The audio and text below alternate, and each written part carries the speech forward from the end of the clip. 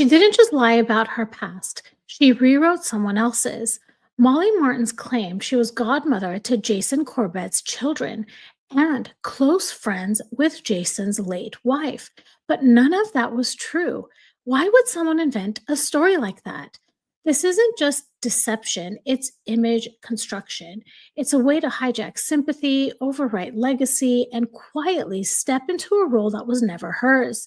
And if you've ever seen someone lie, not just to get in, but to replace someone, this story will sound hauntingly familiar.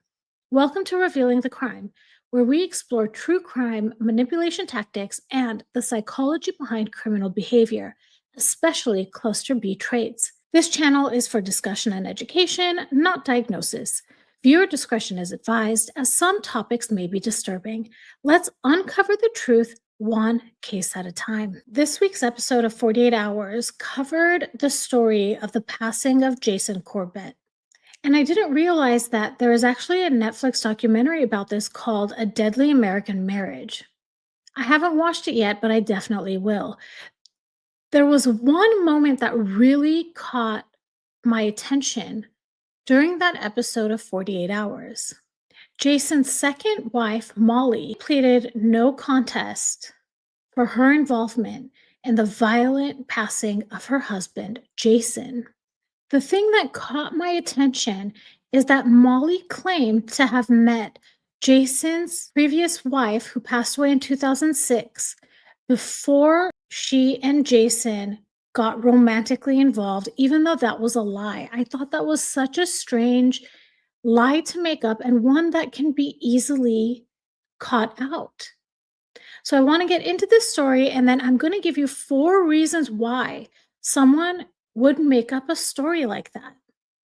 The article we're going to go through is titled, Where Are Molly Martens, Jack Corbett, and Sarah Corbett Now After a Deadly American Marriage? The article begins, prosecutors didn't want to risk that Molly and her father, Thomas, would be found not guilty of murder. And as Molly put it in the Netflix documentary, A Deadly American Marriage, she didn't want to chance it that her dad would spend the rest of his life in prison if convicted. So, though Molly said she had no interest in taking a plea in 2023, she pleaded no contest and Tom pleaded guilty to voluntary manslaughter for the August 2015 passing of her husband, Jason Corbett. I want to mention I use code words here and there because YouTube flags certain words. So I try to be careful the words that I use. The article continues and says they were sentenced in November 2023 to 51 to 74 months in prison.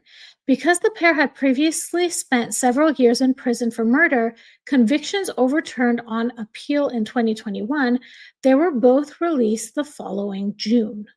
And with that, everyone affected by Jason's passing was left to pick up the pieces of their lives and move forward.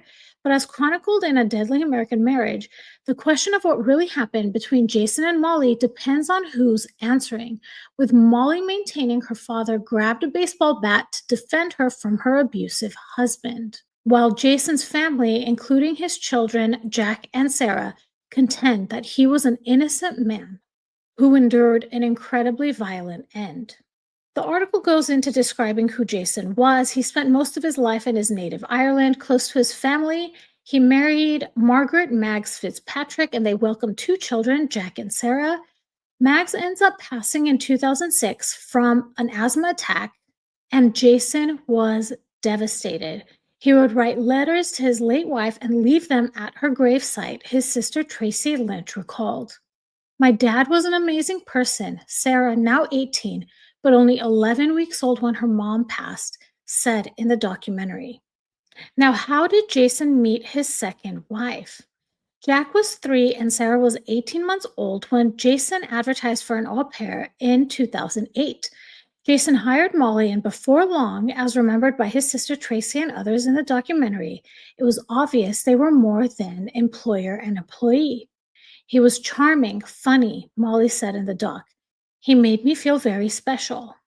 An email from Jason to Molly from that time, shown in the Netflix show, indicated that Jason didn't want to rush into a relationship, not wanting the kids to get hurt if it didn't work out between them.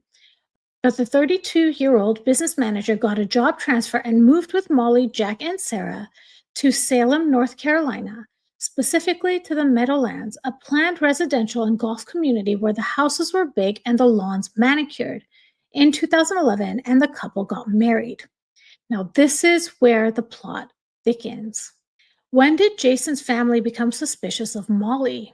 When they were in North Carolina for the wedding, Tracy said in A Deadly American Marriage, found out from Molly's maid of honor that Molly had been telling people that she had been a childhood friend of Jason's late wife, Mags, and had gone to Ireland to be Jack and Sarah's godmother. And that's how she and Jason fell in love. Why would anyone create this fabricated story? Tracy recalled thinking. And I thought too, while watching this, why would anyone make up such a very provable lie? And it says in the documentary, Molly did not address this, but her father, Thomas, said that making up a story didn't mean she was guilty of anything else. Shows a little bit of character depending on the lie you tell, right? In my opinion. So this is the underlying question I want to answer in this video. Why would Molly make up this story? I will give you 4 reasons I believe she would have done that. The first one is to build instant legitimacy. Claiming she was close to Jason's first wife and even the godmother to his children isn't just a random lie. It's a strategic move. It paints her not as a newcomer or a replacement, but as someone who was always supposed to be there. It makes her seem like the natural next chapter in Jason's life. It's almost like she was saying, I wasn't just the nanny, I was already part of the family.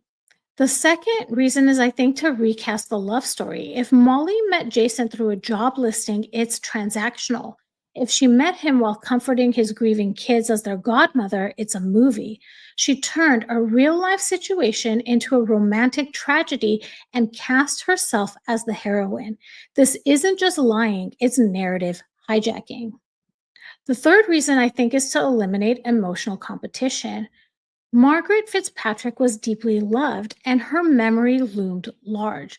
By claiming a personal connection to Max, Molly could symbolically absorb her legacy, making it harder for Jason's family to separate the two women emotionally. It's a power move rooted in envy. And I have to tell you, there is one other person that I can think of that uses this type of emotional competition. I have another channel called Revealing the Narc. And one of the people I cover a lot on that channel is Meghan Markle. I see Meghan creating this type of emotional competition with Princess Diana. In fact, when I was reading the story, that's the first thing that came to my mind. It's really hijacking the love that people have for the person that has passed away. And the final reason I think she would do this is to control the story before anyone else could.